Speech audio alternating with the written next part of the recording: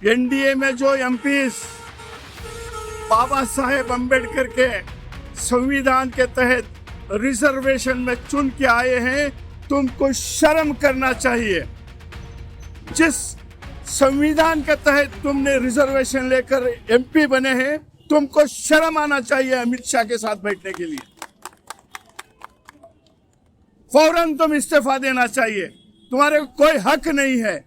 अगर तुम इस्तीफा नहीं देते, एनडीए में जो रिजर्वेशन के एमपीज हैं, तो आगे तुम्हारे एक हल्के की जनता तुम्हारे को सबक सिखाएगी, ऐसा सबक सिखाएगी तुम नष्ट नाबूद हो जाओगे। मजाक नहीं है अंबेडकर जी का संविधान। सारे दुनिया में सबसे पवित्र संविधान अगर कोई है तो बाबा साहेब अम्बेडकर का भारत का संविधान है। इस संविधान के साथ खिलवाड़ करने वाले पहले इसके मन में थी, इसके रग रग में थी अंबेडकर की जो है तौहीन करने की आदत, तो वो आज लब पे आ गई। जो दिल में थी वो जबान पे आ गई, जो दिल में थी वो लब पे आ गई। तो तुम्हारी मनुवादी ये खत्म कर दो, और जो है ना तमाम लोग जो है एमपी जो है चुन के आए हैं रिजर्वेशन में।